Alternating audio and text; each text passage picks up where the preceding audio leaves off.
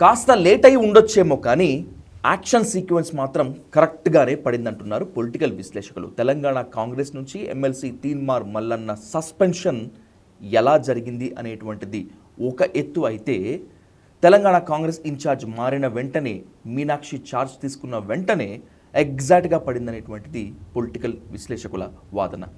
ఇంతకీ సస్పెన్షన్ వేటు ఎవరికి మేలు చేస్తుంది, కాంగ్రెస్గా, తీన్మార్ మల్లన్నక అనేటువంటిది ఇప్పుడు హాట్ టాపిక్. ఇదే టాపిక్ పై ఇన్ డీటెయిల్గా డిస్కస్ చేద్దాం ప్రముఖ political analyst, senior journalist Lalit Kumar గారితో. లలిత్ గారు నమస్తే. నమస్తే సాధు. సస్పెన్షన్ వేటు పట్టం తీన్మార్ మల్లన్నకే ప్లస్ అనేటువంటిది కొంతమంది వాదన. వేటు వేశారు కానీ నష్టం పూర్తిగా జరిగిపోయిన తర్వాత వేశారనేటువంటిది మరికొంతమంది వాదన. అసలు దీనివల్ల కాంగ్రెస్ పార్టీకి ఏం ఉరుగుతుందో చూద్దాం అనేటువంటిది మరికొంతమంది ఎదురుచూపు. టోటల్గా ఎపిసోడ్ని ఎలా చూడాలి లలిత్ గారు?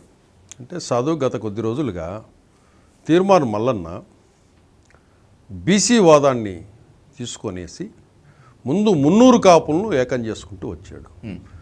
తర్వాత ఈ ఎమ్మెల్సీ ఎలక్షన్స్ తర్వాత బీసీలను అందరినీ కలుపుకొని మనం బీసీలం, మనది రాజ్యం ఇది, ఈ రెడ్లు ఎవరు, ఈ వెలమోళ్ళు ఎవరు అని చెప్పేసి మొదలుపెట్టాడు.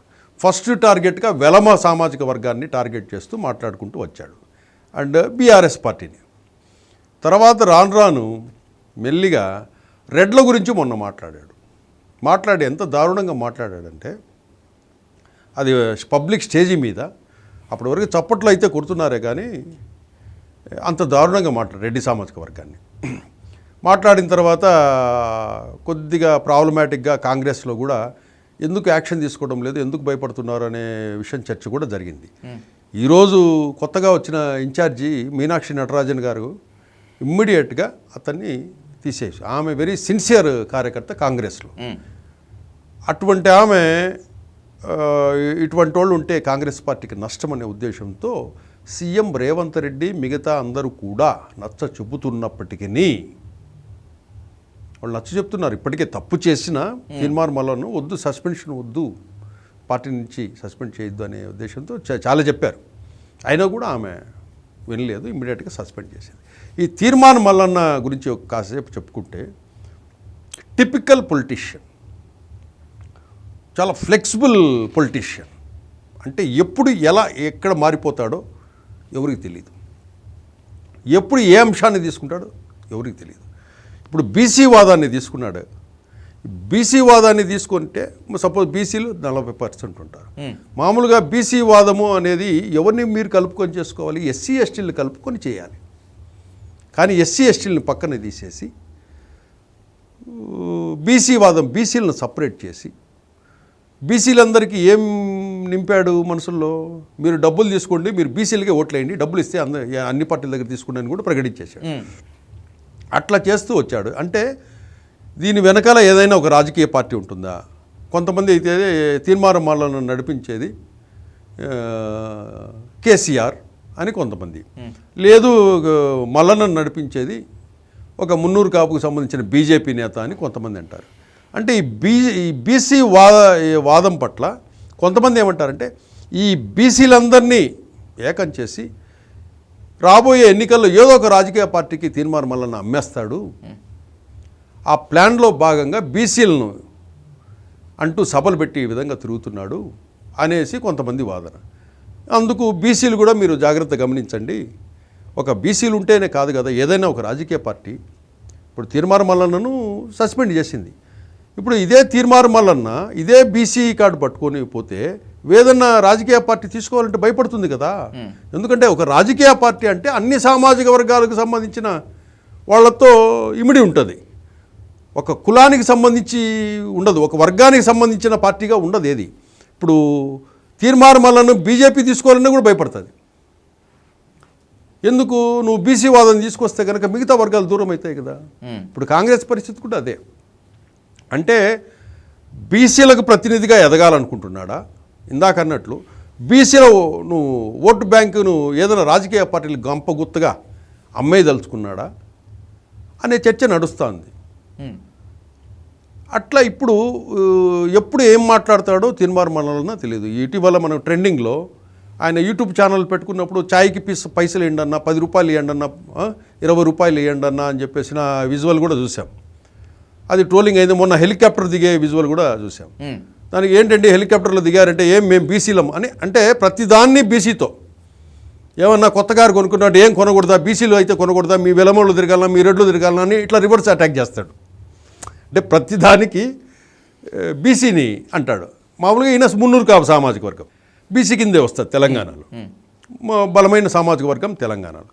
అట్లా ఈ బీసీలందరినీ ఏకం చేసి తర్వాత ఏదైనా ఎన్నికల సమయానికి ఏదో ఒక రాజకీయ పార్టీలో చేరే అవకాశం ఉందా అనేది కూడా ప్లాన్. ఎందుకంటే ఒక బీజేపీ లీడర్తో కూడా కొన్ని 20 డేస్ 30 డేస్ బ్యాక్ కూడా ఒక బీజేపీ లీడర్తో కూడా మంతనాలు చేశారు ఈ తీన్మార్ మల్లన్న. నేను చెప్పాను కదా ఎంత టిపికల్ అండ్ ఫ్లెక్సిబుల్ పొలిటీషియన్ ఉన్నాడని. అంటే ఆల్రెడీ బీజేపీ నుంచి బయటికి వచ్చినా కూడా బీజేపీలోకి వెళ్ళడానికి ప్రయత్నం, ఏదో ఒక ఇష్యూను కొద్ది రోజుల తర్వాత మళ్ళీ కాంగ్రెస్లో అయినా మళ్ళీ కలుస్తాడు, లేదా బీజేపీ అయితేనే ఒక సైడు డిస్కషన్ చేస్తూ ఉంటాడు. కేసీఆర్తో డిస్కషన్ చేసినా మళ్ళీ ఆశ్చర్యపోనవసరం లే తీన్మార్ మల్లన్నని. అంత ఫ్లెక్సిబుల్గా తను ఎక్కడైతే సర్వైవ్ కాగలుగుతాడో ఆ ఇష్యూని తీసుకుని వెళ్ళిపోతుంటాడు. అంత టిపికల్ మెంటాలిటీ తంది. అందుకు వీళ్ళు పొలిటికల్ పార్టీస్ కూడా తీన్మార్ మల్లన్న నమ్మాలంటే భయపడతారు. ఇంకా ఎలక్షన్స్ 28, ఇంకా టైం ఉంది. ఈ లోపల తీన్మార్ మల్లన్న భరించే పార్టీ ఏముంది చెప్పండి. సపోజ్ బీజేపీకి వెళ్తాడు అనుకుందాం, కొద్ది రోజులు ఉంటాడు, మళ్ళీ బీజేపీ వాళ్ళ మీదే రివర్స్ అవుతాడు. తర్వాత ఇప్పుడు కేసీఆర్ దగ్గరికి వెళ్తాము, సరే వాళ్ళు రానిచ్చారు అనుకుందాం. కేసీఆర్ దగ్గర కొద్ది రోజులు ఉన్నాడు అనుకోండి, రేపు 28 ఎలక్షన్కి ఆ ఎలక్షన్ టైంకి బయటకు వచ్చి కేసీఆర్ని బదనాం చేస్తాడు అని భయం. అట్లా తీన్మార్ మల్లన్న ఏదైనా రాజకీయ పార్టీ చేర్చుకోవాలంటే భయపడే పరిస్థితి నెలకొనింది. అది తనే ఆ భయాన్ని తనే సృష్టించుకున్నాడు. కాబట్టి బీసీలు ఈయన సభలకు వచ్చినట్లు రేపు ఏదైనా ఇతను చెబితే రాజకీయ పార్టీలకు ఓట్లు వేస్తాయా అనేది ఒకటి. ఈ బీసీలలో కూడా నెక్స్ట్ ఏం చేస్తారంటే, ఇప్పుడు కాంగ్రెస్ పార్టీ అధికారంలో ఉంది కాబట్టి ఈ బీసీ వర్గాలను కూడా కొంతమంది నాయకులను చీల్చేస్తుంది. ఈ మీనాక్షి నటరాజన్ ఆమె మంచి ఇంటెలిజెంట్. ఇప్పుడు ఇతనితో పాటు ఆ బీసీ సామాజిక వర్గానికి సంబంధించిన తెలంగాణలో ఎవరైతే నాయకులు ఉన్నారో వాళ్ళందరినీ పిలిపించి మాట్లాడి తీన్మార్ మల్లన్న ఒంటరి కూడా చేయొచ్చు. ఓకే, ఇప్పుడు తీన్మార్ మల్లన్న ఇప్పుడు 0, ఎవరు దగ్గరికి తీసుకున్నా కూడా ఆ పార్టీకి ప్రమాదం. అంతకుముందు ఆయన కేసీఆర్ అరెస్ట్ చేసినప్పుడు తన్ని కాపాడిందంతా కూడా ధర్మపురి అతను ప్లస్ బండి సంజయ్ వీళ్ళంతా మున్నూరు కాపు సామాజిక వర్గమే ఇతనికి రక్షించింది. కేసుల నుంచి బయటికి తీసుకురావటము, తర్వాత అక్కడి నుంచి బీజేపీ కండువా వేసుకొని కొద్ది రోజులు వచ్చేసి టక్కుమని కండువా తీసేసి కాంగ్రెస్ పార్టీలో చేరిపోయాడు. అంటే అంత ఈజీగా పార్టీలు మార్చేయగలుగుతాడు. లేదా ఈ బీసీ వాదాన్ని తీసుకొని తనే ఒక రాజకీయ పార్టీ పెట్టినా కూడా ఆశ్చర్యపోనవసరం లేదు. కాకపోతే ఆ రాజకీయ పార్టీ గెలుస్తుందా గెలవదా తర్వాత విషయం పక్కన పెట్టేస్తే, తను ఒక రాజకీయ పార్టీని పెట్టేసి మిగతా వారితో పొత్తులకు సీట్లు తీసుకోనో లేకపోతే ఏదో ఒక రాజకీయ పార్టీకి ఇంటర్నల్గా మద్దతు ఇచ్చో ఇటువంటి వ్యవహారం అన్నా నడుపుతాడో వేచి చూడాలి. చదువు తీన్మార్ మల్లన్న రాజకీయ పార్టీలకు పాఠమా గుణపాఠమా అంటే ఏం చెప్తారు? గుణపాఠమే కదా, పాఠము గుణపాఠం రెండు వస్తాయి. ఎందుకంటే రేవంత్ రెడ్డి చూశాడు, బీఆర్ఎస్ పార్టీ చూసింది, బీజేపీ చూసింది, 3 పార్టీలు అయిపోయినాయి. ఇంకా ఏం లేవు పార్టీ, కొత్త పార్టీ ఇంకా మల్లన్న పెట్టుకోవాలి ఒకటి. ఇంత అగ్రెసివ్ పొలిటీషియన్ని లేకపోతే మీరు చెప్పినటువంటి టిపికల్ పొలిటీషియన్స్కి పాలిటిక్స్లో మంచి భవిష్యత్తు ఉంటుందా, లేకపోయినా ఒక స్పేస్ అంటూ ఉంటుందా? ఉండదండి. ఇటువంటి వాళ్ళని ఏం చేస్తారంటే రాజకీయ పార్టీలు వాడుకుంటుంటాయి. అంటే తీర్మానం మల్లన్న ఇవన్నీ ఎందుకు చేస్తున్నా అంటే ఏదో ఒక బెనిఫిట్ కోసమే ఆశించుంటారు. ఆ బెనిఫిట్ అతనికి ఏమి ఆసక్తి ఉంది, దేనికోసం చేస్తున్నాడు అనేది ఒకటి పాయింట్ పట్టుకుంటే పొలిటికల్ పార్టీస్ అతన్ని వాడుకుంటుంటాయి. నేను కొద్ది రోజులు వాడుకుంటాను, వదిలేస్తాను, ఇంకో పార్టీ ఇంకొద్ది రోజులు వాడుకుంటుంది, ఇంకో పార్టీ కొద్ది రోజులు వాడుకుంటుంటుంది. అంటే స్థిరంగా ఒక పార్టీలో స్థిరమైన నిర్ణయం కలిగి ఉండడు. ఇప్పుడు అతను జెన్యున్గా అయితే కనుక ఇప్పుడు మీ ఇమ్మీడియట్గా ఒక పార్టీ పెట్టుకొని దాని మీద నిలబడి ఒంటరిగా ఫైట్ చేయాలి. మళ్ళీ ఓకే. చేస్తే ఎస్ తీర్మార్ మల్లన్న పార్టీ పెట్టేసి సీఎం అయినాడ్రా అని గొప్పగా చెప్పుకుంటారు. మీరు ఒక వర్గాన్ని తీసుకొని మీ వర్గము అది గ్యారంటీ అనేది లేదు. మీరు మున్నూరు కాపు సామాజిక వర్గము, మిగతా బీసీ వర్గాలన్నీ రేపు ఉంటాయని నమ్మకం ఏంటి మీతో? ఇప్పుడు ఇటుపక్క బీఆర్ఎస్ పార్టీ బలమైన పార్టీ, ఎంత ఓడిపోయా తెలంగాణలో. ఇప్పుడు కాంగ్రెస్ పార్టీ అధికారంలో ఉంది. నీకు అవకాశం కల్పిస్తాయా? రేపు కనుక ఏదైనా మీకు పాత కేసులు ఏదన్నా ఉన్నా కూడా ఆ పాత కేసులు తిరగదోడితే కనుక మీరు బయటికి రావాలంటే చాలా ఇబ్బంది. నెక్స్ట్ అందుకు ఆల్రెడీ ఇతను ఏం చేస్తున్నాడంటే కొద్ది రోజులుగా బీజేపీ వాళ్ళతో టచ్లో ఉన్నాడు. కాకపోతే బీజేపీ వాళ్ళు ఏం చేస్తారంటే రేపు ఈ బీసీ వాదాన్ని తీసుకొస్తే మనకి ఇతని వల్ల బెనిఫిట్టా నష్టమా లాభమా అని బేరీజ్ వేసుకుంటుంది. బేరీజ్ వేసుకొని ఏం చేస్తారంటే ఇతనితో భవిష్యత్తులో నష్టమే ఏమి ఇతని అనుకున్నప్పుడు ఏం చేస్తారంటే బీజేపీ కూడా దూరంగా ఉంచుతుంది. బీఆర్ఎస్ వాళ్ళు అసలు రానివ్వరు. ఓకే. అటువంటి పరిస్థితి అంటే ఒక మన మాటల మీద ప్రజల్లో విశ్వాసం పోతుంది. ఏది పడితే అది మన పబ్లిక్ మీటింగ్లో చప్పట్లు కొడతారు, ఈలలేస్తారు, బాగానే ఉంటుంది. కానీ అది రెడ్లను టార్గెట్ చేస్తూ మొన్న మాట్లాడు, వెలమదొరల గురించి మాట్లాడారు. వీళ్ళు పటేళ్లే కదా, అవును, వీళ్ళు పటేల్సే. ఇట్లా మాట్లాడే ఏమవుతుందంటే ఈరోజు వెలమలంతా అతన్ని ద్వేషిస్తారు, రెడ్డి సామాజిక వర్గం అంతా అతన్ని ద్వేషిస్తుంది. అట్లా కులాల మధ్య చిచ్చు పెట్టడం అనేది తీర్మానం మల్లన్నతో మొదలైంది తెలంగాణలో. ఇప్పటి వరకు మొన్నటి వరకు కూడా అందరూ కలిసి ఉండాలి. ఎంత రాజకీయాలు చేసుకున్నా, మాట్లాడుకున్నా, అరుచుకున్నా, ఏం చేసినా కూడా ఇంత విద్వేషాలు ఉండేటి కాదు కులాల మధ్య.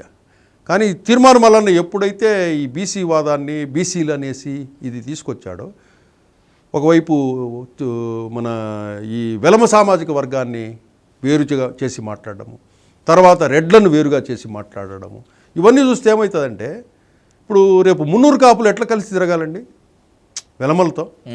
పబ్లిక్ మీటింగ్లో మనం రెడ్లతోనూ ఇట్లా తిరిగితే మున్నూరు కాపులు ఉదయం లేచినప్పటి నుంచి వాళ్ళు రెడ్లతోనూ వెలమలతోనూ కలిసేగా తిరగాల్సింది, వ్యాపారం చేయాల్సింది, ఏదైనా ఆర్థిక లావాదేవీలు ఇవన్నీ కూడా చేసేది వాళ్ళతోనే కదా. అంటే సమాజం అంటే అన్ని కులాలతో మనకు వర్క్ ఉంటుంది. నువ్వు ఇట్లా ఒక మాట స్టేజ్ మీద అనేసి వెళ్ళిపోతే రేపు మున్నూరు కాపులు ఇబ్బందులు ఎదుర్కొంటారు కదా. అవును, అది ఆలోచించడం లేదు తీర్మానం మల్లన్న. లేకపోతే రాజ్యాధికారం అంటే కనుక రాజ్యాధికారం అందరికీ రావాలంటే రాదు. ఇప్పుడు వెలమ సామాజిక వర్గానికి చెందిన కేసీఆర్కి వచ్చింది, వాళ్ళు ఉన్న పర్సంటేజ్ ఎంత? అది ప్రజలు ఇవ్వాల్సిందే. ఒకవేళ నీకే అధికారం ఇవ్వాలంటే కనుక మీరే ఒక పార్టీ పెట్టండి. కేసీఆర్ ఒక పార్టీ పెట్టుకున్నాడు, కాంగ్రెస్ ఒకటి ఉంది, బీజేపీ వాళ్ళది ఒకటి ఉంది. మీరు రాజ్యాధికారంలో రావాలంటే మీరు ఒక పార్టీ పెట్టుకుని ఫైట్ చేస్తే ఈరోజు కాకపోయినా ఇంకో 10 ఏళ్ళకు 15 ఏళ్ళకు అవుతారు కదా. ఆ దిశగా ఆలోచిస్తే మంచిది. కానీ ఇట్లా పార్టీలు మారి కులాలు మతాల మీద చిచ్చులు పెట్టి స్పీచ్లు పెట్టి ఈ తెలంగాణలో ఇప్పుడు మొదలైంది ఇవన్నీ కూడా. రాబోయే రోజుల్లో ఏం జరుగుతుందో చూద్దాం. సాధు, thank you so much sir. Thank you sir.